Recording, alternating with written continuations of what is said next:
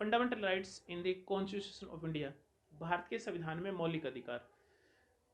देश की आज़ादी की लड़ाई के समय, स्वतंत्रता आंदोलन के समय, जब देश पर विदेशी शासक शासन करते थे, भारतीय राष्ट्रीय आंदोलन के नेताओं ने देश के नागरिकों को मौलिक अधिकार प्रदान करने की मांग की, लेकिन विदेशी सत्ता के द्वारा इनको कभी स्वीकार नहीं किया गया।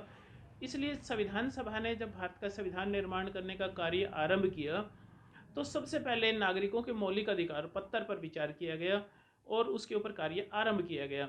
भारत के संविधान के भाग 3 में अनुच्छेद 12 से लेकर 35 तक में नागरिकों के मौलिक अधिकारों का वर्णन किया गया है। भारत के संविधान के भाग 3 को नागरिकों के अधिकारों का मैग्ना कार्टा की संज्ञा दी जाती है। ये मैग्ना कार्टा शब्द ब्रिटिश संविधान से आया है, ब्रिटिश परंपरा से आया है, और ये जो सर्वथा उचित है, क्योंकि भारत के संविधान में जितना व्यापक रूप से मौलिक अधिकारों का वर्णन किया गया है, जितना विस्तार के साथ वर्णन किया गया है, शायद दुनिया के किसी भी अन्य देश में नहीं किया गया है, अमेरिका के संविधान में भी नहीं। यहाँ तक कि अमेरिका के मूल संविधान में नागरिकों के मौलिक अधिकारों का कोई वर्णन नहीं था। पहले 10 संशोधनों के द्वारा नागरिकों के मौलिक अधिकारों का वर्णन किया गया। और इंग्लैंड का संविधान लिखित संविधान नहीं है। इंग्लैंड में जो नागरिकों के अधिकार हैं वो परंपरा से हैं, और एविडाइसी जो विधि का शासन, रूल ऑफ लॉ के अकॉर्डिंग है।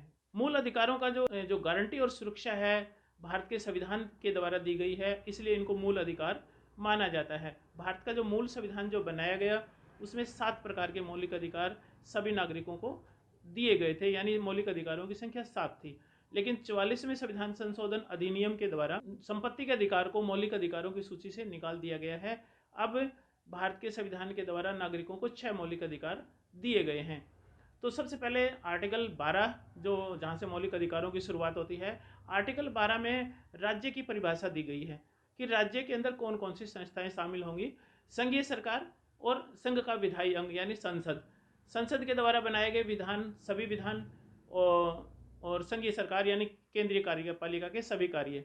राज्य की सरकार यानी कार्यकारी विंग और उसका विधायी विंग, सभी स्थानीय स्वशासन की संस्थाएं, नगर पालिका, पंचायत, नगर परिषद, नगर निगम, सभी संस्थाएं और अन्य ऐसी सभी संस्थाएं जो संवैधानिक या संविधानेतर हैं, जो राज्य की ओर से कार्य करती हैं, उन सब को राज्य की परिभाषा के अंतर्गत माना जाएगा। आर्टिकल 13, अनुच्छेद 13, मूल अधिकारों से असंगत या अल्पीकरण करने वाली विधियां असंगत होंगी।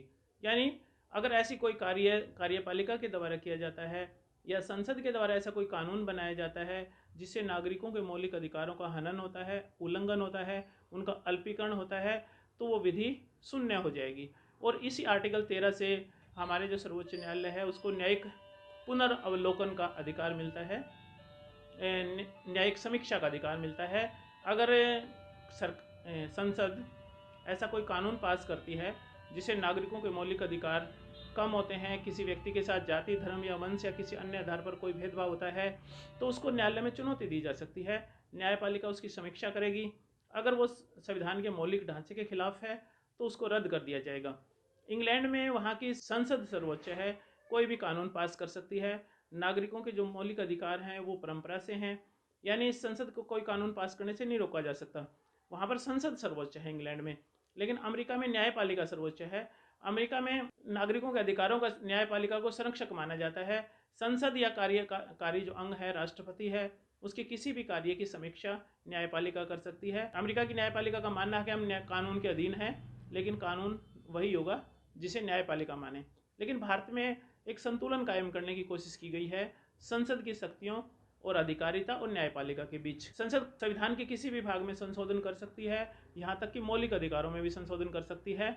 लेकिन कई सारे इस बारे में केसेस हुए हैं, मुकदमे चले हैं, जिसमें न्यायपालिका ने अपने विभिन्न निर्णय दिए हैं और संसद ने भी समय समय पर कानून पास किए हैं। अब अंतिम रूप से स्वीकार किया गया है कि संसद कोई भी कानून पास कर सकती है, लेकिन संविधान के मौलिक ढांचे में कोई परिवर्तन नहीं कर सकती। यानी विधि का शासन, कानून का शासन रहेगा देश में, लोकतांत्रिक शासन प्रणाली रहेगी और कानून के समक्ष सभी को समानता का दर्जा दिया जाएगा। संसद कानून पास कर सकती है और इसी शक्ति का इस्तेमाल करके संसद ने मौलिक अधिकारों में भी संशोधन किया है। आर्टिकल 14 से 18 में कानून जो भारत के मौलिक अधिकारों के अंतर्गत कानून के समक्ष समानता का वर्णन किया गया है। आर्टिकल 14, कानून के समक्ष समानता और कानून का समान संरक्षण। कानून के समक्ष समानता एक नकारात्मक है एक तरह से, कि सरकार ऐसा कोई भी कार्य नहीं करेगी जिससे किसी व्यक्ति के साथ जाति, धर्म, वंश या लिंग के आधार पर कोई भेदभाव होता हो। तो सरकार को कोई कार्य करने से रोकती है। और कानून का समान संरक्षण मतलब समान परिस्थितियों में समान व्यवहार, असमान परिस्थितियों में असमान व्यवहार। अगर परिस्थितियां असमान हैं तो सरकार असमान व्यवहार कर सकती है, उसको समानता का उल्लंघन नहीं माना जाएगा। उदाहरण के लिए जैसे टैक्स, सरकार सभी गरीब और अमीर व्यक्तियों पर एक समान कर नहीं लगा सकती, प्रोग्रेसिव टैक्सेशन सिस्टम लागू कर सकती है। गरीब लोगों पर कम का टैक्स लगाया जाए, अमीर लोगों पर ज़्यादा टैक्स लगाया जाए।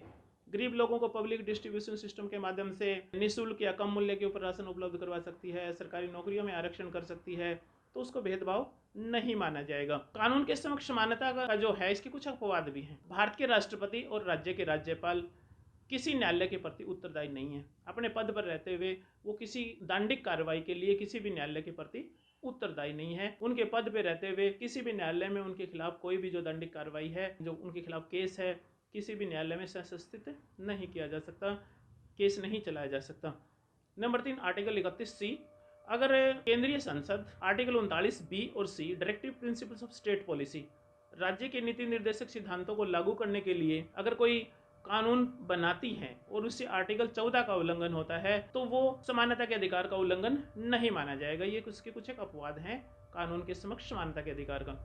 आर्टिकल 15, सार्वजनिक स्थानों पर भेदभाव से मनाही। राज्य किसी भी नागरिक को केवल धर्म, मूल, वंश, जाति, लिंग या जन्म स्थान को लेकर विभेद नहीं करेगा। राज्य किसी व्यक्ति के साथ जाति, धर्म या वंश के आधार पर कोई भेदभाव नहीं कर सकता। और इसी में 15 क्या है, अनुच्छेद 15(1), कोई भी सार्वजनिक स्थल है, दुकान है, सार्वजनिक भोजनालय है, मनोरंजन का स्थान है, कुआं है, तालाब है, धर्मशाला है, मंदिर है, मस्जिद है, कोई भी धार्मिक स्थल है, उसमें किसी व्यक्ति के साथ जाति, धर्म या वंश के आधार पर कोई भेदभाव नहीं किया जा सकता या उसको प्रवेश से वंचित नहीं किया जा सकता। इसके कुछ अपवाद हो सकते हैं कि राज्य महिलाओं और बच्चों को कुछ विशेष सुविधाएं दे सकता है। राज्य सामाजिक और आर्थिक रूप से पिछड़े वर्ग के लोगों के लिए विशेष सुविधाएं दे सकता है, उसको भेदभाव नहीं माना जाएगा। आर्टिकल 16, लोक नियोजन में अवसर की समानता। सरकार सरकारी नौकरी देते हुए या रोजगार देते हुए किसी व्यक्ति के साथ केवल धर्म, वंश, जाति या लिंग के आधार पर कोई भेदभाव नहीं कर सकती, यानी समान, सभी को समान अवसर मिलेंगे। योग्यता परीक्षा के आधार पर सभी को समान रूप से सरकारी पद, लाभ के पद दिए जाएंगे, उसके अंदर किसी भी रूप में कोई भेदभाव नहीं किया जा सकता। इसके अपवाद हो सकते हैं निवास स्थान। कई बार राज्य यानी सरकार निवास स्थान संबंधी शर्त रख सकती है। आंध्र प्रदेश और तेलंगाना में इस तरह की शर्तें हैं कुछ राज्यों में। आर्टिकल 370 तक जम्मू कश्मीर में भी इस तरह की शर्तें लागू थी। 370 हटने से पहले तक राज्य सरकारी रोजगार के अवसरों में आरक्षण दे सकता है। पिछड़े वर्ग, अनुसूचित जाति, जनजाति, अन्य वर्गों को जिनको आरक्षण देना राज्य सरकार या केंद्र सरकार उचित समझती है, उनको आरक्षण की सुविधा प्रदान की जा सकती है। इसको भेदभाव नहीं माना जाएगा। इसी प्रकार जैसे कोई धार्मिक संस्थान है, अगर वो सार्वजनिक नियंत्रण में है, सरकार के नियंत्रण में है, और उसमें कोई पद है जो संस्थागत रूप से सरकारी अधिकारी के पास होता है, जिला उपायुक्त के पास होता है, या अन्य इसी प्रकार किसी अधिकारी के पास होता है, तो उसमें धर्म संबंधी शर्त हो सकती है। जैसे किसी धार्मिक स्थान, जैसे मंदिर का प्रबंधन गवर्नमेंट करती है, सरकार करती है, और उसका जिला उपायुक्त उसका प्रशासक होता है। लेकिन अगर वो प्रशासक हिंदू धर्म को नहीं मानता, किसी अन्य धर्म को मानता है, तो उसके स्थान पर अतिरिक्त उपायुक्त या किसी अन्य पदाधिकारी को उसका चार्ज सौंपा जा सकता है। इसके पीछे धार्मिक कारण होते हैं और उसको भेदभाव नहीं माना जाएगा। आर्टिकल 17, अस्पृश्यता का अंत। हमारे समाज में जाति प्रथा रही है, जाति के आधार पर भेदभाव सदियों से रहे हैं। तो इस तरह के भेदभाव को समाप्त करने के लिए आर्टिकल 17 के अनुसार ये घोषित किया गया है, ये मौलिक अधिकार नागरिकों को दिया गया है कि किसी भी व्यक्ति के साथ जातिगत अस्पृश्यता की जाएगी तो वो गैर कानूनी और दंडनीय अपराध होगा। इसी के श्रृंखला में 1955 में भारत सरकार ने एक अधिनियम पास किया। 1976 में अस्पृश्यता अपराध अधिनियम सरकार के द्वारा पास किया गया। इसमें अगर किसी व्यक्ति के साथ पूजा स्थल, होटल, धर्मशाला, कुआं, तालाब, सार्वजनिक स्थल के ऊपर जाति के आधार पर कोई कटाक्ष किया जाता है, उसको प्रवेश से वंचित किया जाता है या उसके साथ भेदभाव किया जाता है, तो गैर कानूनी और दंडनीय अपराध होगा और उसके खिलाफ कार्रवाई की जा सकती है, उसके लिए उसको सजा हो सकती है अगर ऐसा व्यक्ति कोई करता है तो। अनुच्छेद 18, उपाधियों का अंत। भारत में ब्रिटिश साम्राज्य के दौरान अंग्रेजी सरकार के द्वारा ब्रिटिश साम्राज्य के द्वारा अपने समर्थक और या समर्थक वर्ग पैदा करने के लिए अनेक प्रकार की उपाधियां दी जाती थी।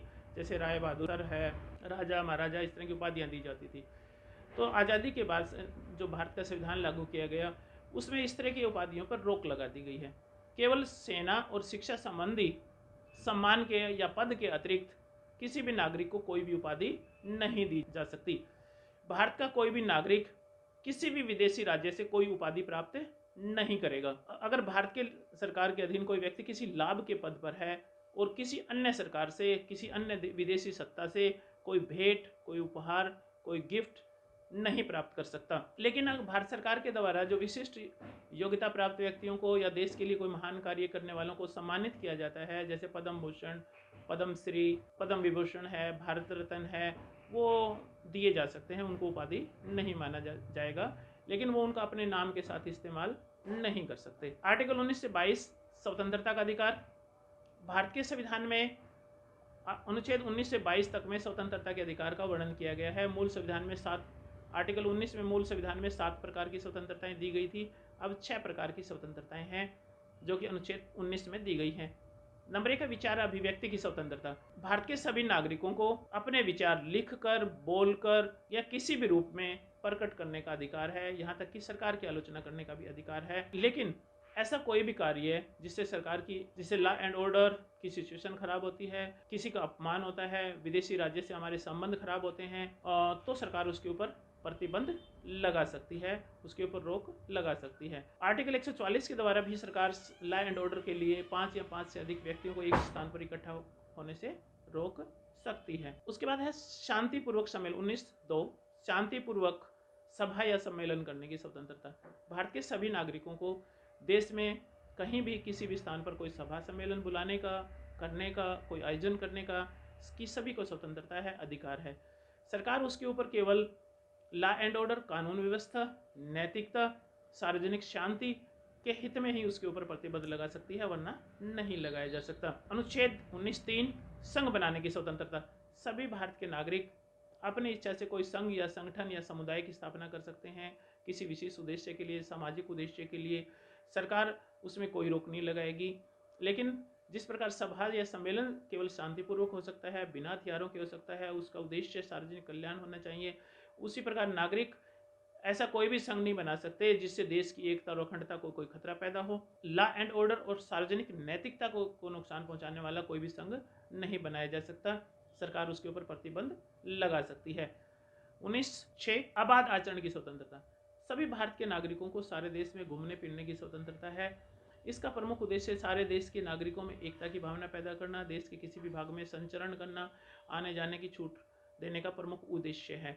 लेकिन सार्वजनिक हित, सामान्य हित और अनुसूचित जाति जनजाति के क्षेत्रों में उनकी निजी संस्कृति और उनके सामुदायिक हितों की संरक्षण करने के लिए कुछ प्रतिबंध सरकार के द्वारा लगाए जा सकते हैं। निवास की स्वतंत्रता। इसी प्रकार सभी भारत के नागरिकों को, चाहे वो किसी भी राज्य का निवासी क्यों ना हो, किसी भी राज्य में दूसरे राज्य में जा सकते हैं, निवास कर सकते हैं, देश के किसी भी स्थान में जाके बस सकते हैं, अपना घर बना सकते हैं। कानून के द्वारा उनको स्वतंत्रता प्राप्त है, संविधान के द्वारा उनको गारंटी दी गई है और उसको वही समान अधिकार प्राप्त होंगे। भारत में सभी, क्योंकि भारत के नागरिक माने जाते हैं। अमेरिका में क्योंकि संघात्मक प्रणाली में दोहरी नागरिकता होती है, केंद्र की नागरिकता, उस राज्य की नागरिकता। एक व्यक्ति दूसरे राज्य में जाता है तो उसको अन्य राज्य का निवासी माना जाता है, उस राज्य का निवासी नहीं। लेकिन हमारे यहाँ इस तरह से कोई फर्क नहीं किया जा सकता। सभी राज्यों से कोई भी व्यक्ति किसी एक राज्य से दूसरे राज्य में जा सकता है।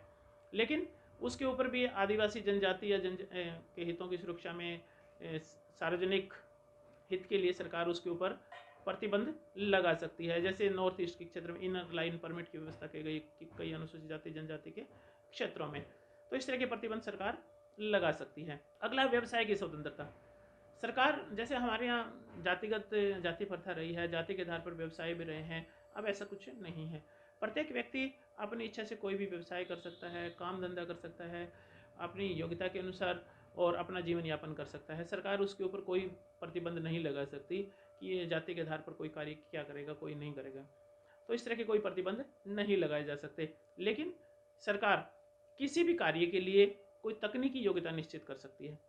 जैसे अगर कोई चिकित्सक का व्यवसाय करना चाहता है तो सरकार उसके लिए MBBS की डिग्री उसके पास होना आवश्यक कर सकती है। इस तरह इंजीनियरिंग के लिए उसके पास इंजीनियरिंग की डिग्री हो। तो इस तरह से सरकार कोई किसी विशेष कार्य के लिए, सार्वजनिक हित के लिए कोई न कोई तकनीकी योग्यता निश्चित कर सकती है। क्योंकि अगर जिसके पास चिकित्सा की उपाधि नहीं होगी, अगर वो चिकित्सक का कार्य करने लगे तो लोगों की स्वास्थ्य को खतरे में डाल सकता है। इसी प्रकार जैसे अगर कोई व्यक्ति नशीली वस्तुओं की बिक्री करना शुरू करता है तो दूसरे लोगों का स्वास्थ्य खतरे में पड़ेगा, सरकार उसको रोक लगा देगी। इसी प्रकार जैसे महिलाओं और बच्चों की सुरक्षा के लिए महिलाओं और बच्चों को व्यापार, अवैध व्यापार, उनका बेगार प्रथा या इस तरह का उनका शोषण करना गैर कानूनी और दंडनीय अपराध घोषित कर सकती है। अनैतिक किसी भी कार्य अगर कोई व्यक्ति करता है तो उसके ऊपर भी सरकार प्रतिबंध लगा सकती है। आर्टिकल 20 अपराध के लिए दोष सिद्धि के संबंध में संरक्षण। भारतीय संविधान के अनुसार अपराधियों को भी दोष सिद्धि के संबंध में कुछ एक संरक्षण प्राप्त है। अनुच्छेद 20(1) भूतलक्षी प्रभाव वाली विधि। भारत का संविधान भारत की संसद को भूतलक्षी प्रभाव से यानी पिछले प्रभाव से, इफेक्ट से कोई भी कानून बनाने से प्रतिबंधित करता है।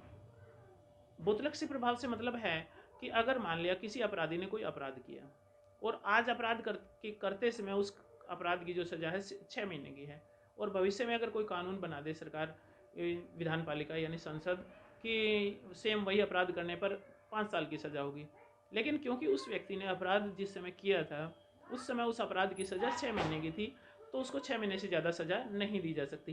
यानी ऐसी कोई भी विधि जो भूतलक्षी प्रभाव से है तो वो किसी अपराधी के दोष सिद्धि के संबंध में उसको लागू नहीं होगी।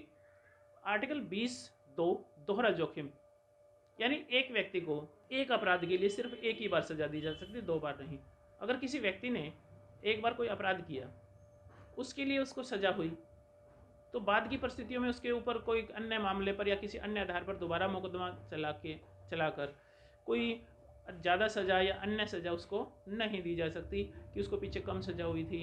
यानी एक ही अपराध के लिए सिर्फ एक ही व्यक्ति को ही एक ही बार में सज़ा दी जा सकती है, उसके परिवार के सदस्यों को या अन्य को या उसके उत्तराधिकारी को या उसके स्वयं को दोबारा से कोई मुकदमा या सज़ा नहीं दी जा सकती। उसके बाद आर्टिकल 20(3) स्वयं पर दोषारोपण से, जो आपराधिक विधि संहिता की जो निर्णयन विधि है उसके अनुसार जब तक दोष सिद्ध नहीं हो जाता अपराधी को दोषी नहीं माना जाता। तो किसी भी अपराधी को जिसके ऊपर आरोप लगाया गया है उसको इस बात के लिए बाध्य नहीं किया जा सकता कि वो न्यायालय में अपना अपराध स्वीकार करे।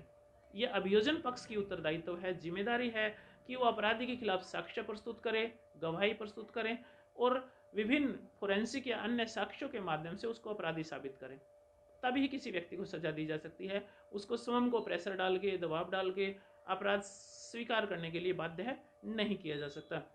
अनुच्छेद 21 प्राण और दैहिक स्वतंत्रता। भारत में किसी भी अपराधी को सजा विधि के द्वारा स्थापित प्रक्रिया, कानून के द्वारा स्थापित प्रक्रिया से ही दी जा सकती है, किसी अन्य तरीके से नहीं। अगर किसी ने अपराध किया है, उसके ऊपर आरोप है, तो उसके खिलाफ उसके लिए FIR दर्ज की जाएगी, उस बंदी को गिरफ्तार किया जाएगा, उसको गिरफ्तारी का कारण बताया जाएगा, उसको 24 घंटे के अंदर एक मजिस्ट्रेट के समक्ष प्रस्तुत किया जाएगा, उसे एक विधि परामर्शी से सलाह करने का अधिकार होगा।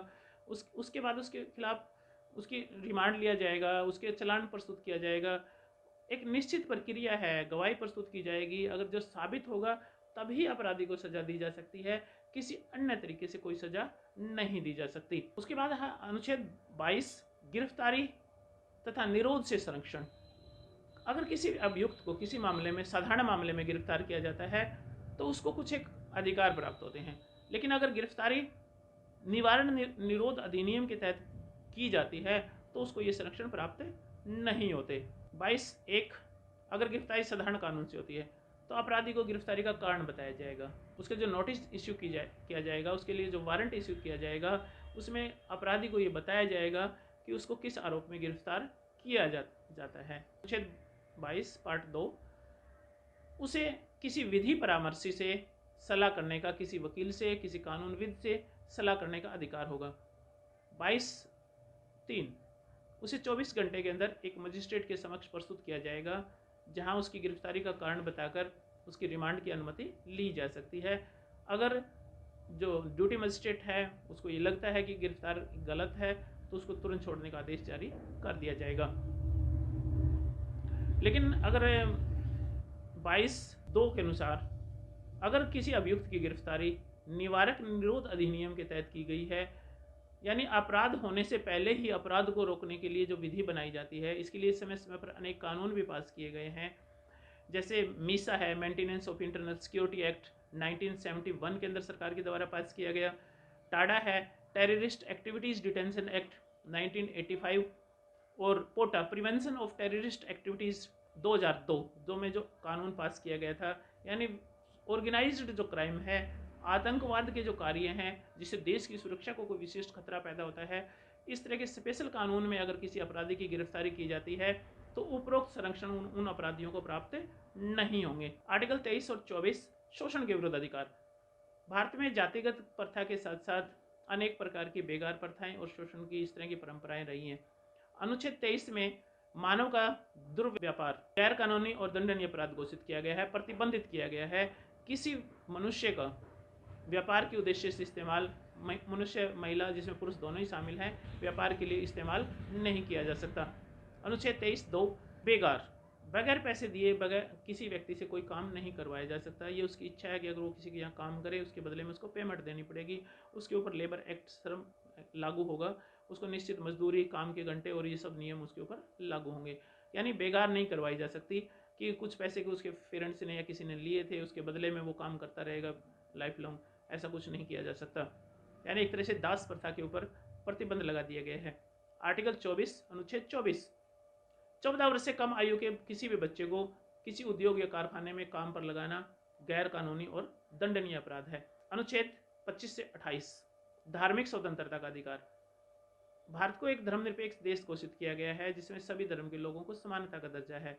हालांकि धर्म के आधार पर पाकिस्तान अलग देश बना जिसने इस्लाम को अपना राज्य धर्म घोषित किया, लेकिन भारत ने एक धर्मनिरपेक्ष देश घोषित किया गया जिसमें अनुच्छेद 25 के अनुसार हर व्यक्ति को अंतःकरण की स्वतंत्रता है, अपनी इच्छा के अनुसार किसी भी धर्म को मान सकता है, पूजा पाठ कर सकता है, अपने धर्म का प्रचार कर सकता है।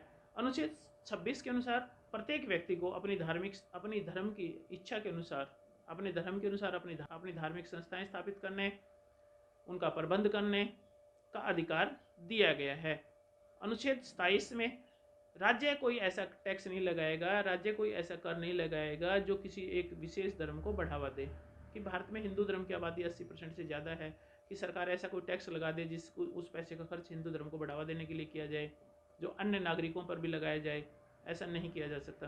किसी विशिष्ट धर्म को बढ़ावा देने के लिए सरकार कोई टैक्स नहीं लगा सकती। इसके साथ साथ सरकार जो शिक्षा संस्थाएं हैं, जो सरकारी शिक्षण संस्थान है, सरकार से जो वित्त पोषित जो शिक्षण संस्थान है, उनमें अनुच्छेद 28 के अनुसार कोई भी धार्मिक शिक्षा नहीं दी जा सकती। और सरकार से वित्त पोषित अगर कोई धार्मिक संस्थान है वो धार्मिक शिक्षा दे तो सकता है, लेकिन अगर कोई अन्य धर्म का छात्र उस विद्यालय में पढ़ता है जो दूसरे धर्म का है और अगर वो धार्मिक शिक्षा नहीं लेना चाहता दूसरे धर्म की, तो उसको बाध्य नहीं किया जा सकता। आर्टिकल 28 के बाद अब है आर्टिकल 29 और 30 शोषण के विरुद्ध अधिकार।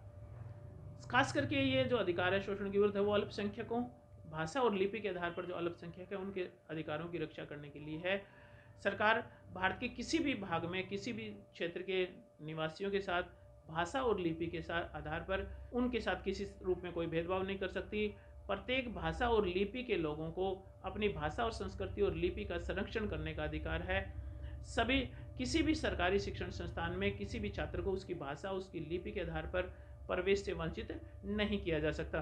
अनुच्छेद 30 शिक्षा संस्थाओं की स्थापना करने का अधिकार। प्रत्येक भाषा और लिपि या संस्कृति को मानने वाले लोग अपनी भाषा, संस्कृति और लिपि के अनुसार अपनी शिक्षण संस्थाओं की स्थापना कर सकते हैं और सरकार सरकारी सहायता देते हुए किसी भाषा या संस्कृति या उस लिपि के आधार पर कोई भेदभाव नहीं करेगी। अगर यानी सहायता देती है तो सबको देनी पड़ेगी, इसके आधार पर कोई भेदभाव नहीं किया जा सकता। अनुच्छेद 32 संवैधानिक उपचारों का अधिकार। भारत के नागरिकों को व्यापक अधिकार दिए गए हैं। प्रमुख रूप से अब 6 प्रकार के मौलिक अधिकार हैं, जिसमें से अनुच्छेद 32 जो कि संवैधानिक उपचारों का अधिकार है वो भी अपने आप में एक मौलिक अधिकार है। अगर नागरिकों को मौलिक अधिकार दे दिए जाएं लेकिन उनको लागू कैसे किया जाए, उनका संरक्षण कैसे किया जाए, इसका अगर उपाय नहीं किया जाए तो वो व्यर्थ हो जाते हैं। इसलिए आर्टिकल 32 में संवैधानिक उपचारों का अधिकार कहा गया है, अधिकार दिया गया है, जिसमें अगर किसी नागरिक के कोई मौलिक अधिकार का उल्लंघन होता है तो नागरिक न्यायालय में अपील कर सकता है, प्रार्थना कर सकता है, एक रिट दाखिल कर सकता है। इसके लिए अनुच्छेद 32 के अनुसार भारत का सर्वोच्च न्यायालय और अनुच्छेद 226 के अनुसार उच्च न्यायालय 5 प्रकार की रिट दायर करता है, दाखिल करता है, जारी करता है। पहली है बंदी प्रत्यक्षीकरण। लैटिन भाषा के हैबियस कॉर्पस से लिया गया है, जिसका अर्थ होता है बंदी को प्रस्तुत किया जाए। अगर किसी व्यक्ति को किसी सरकारी अधिकरण के द्वारा, पुलिस के द्वारा, अन्य संगठन के द्वारा उसको अगर बंदी किया गया है, अरेस्ट किया गया है, गिरफ्तार किया गया है, तो उसका वो स्वयं या अपने किसी रिश्तेदार के माध्यम से न्यायालय के सामने एक याचिका दाखिल कर सकता है। तो न्यायालय उस संबंधित प्राधिकरण को एक आदेश जारी करेगा कि जो संबंधित बंदी है उसको उसके समक्ष प्रस्तुत किया जाए और अगर न्यायालय उस मामले की जांच करेगा, अगर गिरफ्तारी का कोई उचित कारण है तो ठीक है, वरना उसको छोड़ने का आदेश जारी कर देगा। उसके बाद है परम आदेश। इसका अर्थ हम आदेश देते हैं। ये आदेश या रिट न्यायालय तब जारी करता है अगर कोई सरकारी अधिकारी या पदाधिकारी जो अपने कर्तव्य का निर्वहन नहीं करता, अपने कार्य जो उसका जो दायित्व है, ड्यूटीज है, उसको पूरा नहीं करता और उससे किसी नागरिक के मौलिक अधिकार का उल्लंघन होता है और वो व्यथित नागरिक न्यायालय के समक्ष प्रार्थना पत्र दे, रिट दाखिल करें, तो न्यायालय संबंधित अधिकारी के नाम आदेश जारी करेगा कि ये कार्य किया जाए और नागरिक अधिकारों की रक्षा करने का न्यायालय इस प्रकार से कार्य करता है और उसको कार्य को करवा के उसके अधिकारों की रक्षा कर सकता है। उसके बाद है प्रतिषेध। प्रतिषेध का अर्थ होता है रोकना।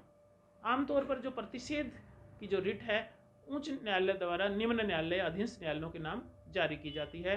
ये एक निवारक प्रकृति की रिट है। इसमें न्यायालय अगर निम्न न्यायालय अपने अधिकार क्षेत्र से बाहर जाकर कोई कार्य कर रहा है तो उसको ऐसा करने से रोक दिया जाता है और उसके ऐसा करने से अगर किसी व्यक्ति के अधिकारों का उल्लंघन हो रहा है तो उनकी रक्षा उससे की जा सकती है। उसके बाद अगली रिट है नंबर 4 पर उत्प्रेषण। इसका अर्थ होता है पूरी तरह से सूचित करना। उत्प्रेषण एक तरह से निवारक और सहायक दोनों ही है। ये भी जो उच्च न्यायालयों के द्वारा अपने अधीनस्थ न्यायालयों के विरुद्ध जारी की जाती है। इसमें क्या है कि न केवल निम्न न्यायालय को किसी कार्य करने से रोका जा सकता है, बल्कि उस न्यायालय को आदेश दिया जा सकता है कि इस मामले में उच्च जो न्यायालय है उसको पूरी तरह से सूचित किया जाए, इस मामले की जानकारी दी जाए ताकि सही निर्णय करके नागरिकों के मौलिक अधिकारों की रक्षा की जा सके। 5 नंबर पर है अधिकार परिषद, जिसका शाब्दिक अर्थ होता है किस अधिकार से। अगर कोई सार्वजनिक पद, कोई अधिकारी या कोई कर्मचारी को ऐसा धारण करता है जिसको उसको धारण करने का अधिकार नहीं है, उस पद पर उसको आने का अधिकार नहीं है और उसके ऐसा करने से किसी अन्य व्यक्ति के पद धारण करने की संभावनाएं, क्षमताएं प्रभावित होती हैं, उसके मौलिक अधिकार का उल्लंघन होता है, तो वो व्यक्ति उसके खिलाफ न्यायालय में जा सकता है। जैसे सरपंच के पद पर अगर किसी को गैर कानूनी ढंग से जिता दिया गया है, इसके भेदभाव हुआ, किसी अन्य व्यक्ति के उसके अधिकार से प्रभावित हुए, तो वो न्यायालय में जाएगा। इस तरह सरकारी अपॉइंटमेंट के मामलों में, नियुक्तियों के मामले में भी इसी अधिकार का इस्तेमाल करते हुए जो विभिन्न संगठन हैं, विभिन्न व्यक्ति हैं, वो न्यायालय में रिट दाखिल करते हैं और इस प्रकार अपने मौलिक अधिकारों की रक्षा करने का कार्य करते हैं। तो भारत का संविधान न केवल नागरिकों को मौलिक अधिकार प्रदान करता है, बल्कि व्यापक और विस्तृत अधिकार प्रदान करता है। इसके साथ न्यायिक संरक्षण भी प्रदान करता है। भारत के संविधान में दिए गए जो मौलिक अधिकार हैं वो न्याय योग्य हैं, यानी उनको लागू करवाने के लिए व्यक्ति न्यायालय में जा सकता है, न्यायालय में प्रार्थना पत्र दे सकता है, एप्लीकेशन दे सकता है, उनको लागू करवा सकता है। भारत के सर्वोच्च न्यायालय के द्वारा आर्टिकल 32 के अनुसार नागरिकों के मौलिक अधिकारों की रक्षा के लिए दिया गया कोई भी आदेश भारत के सभी पदों पर कार्य करने वाले प्रधानमंत्री, संसद या निचले स्तर पर स्थानीय स्वशासन की संस्थाएं सबके लिए बाध्यकारी होता है, सबको मानना आवश्यक होता है। इस प्रकार न्यायपालिका हमारे मौलिक अधिकारों की सुरक्षक है और हमारा संविधान हमें विस्तृत रूप से मौलिक अधिकार प्रदान करता है। Thank you.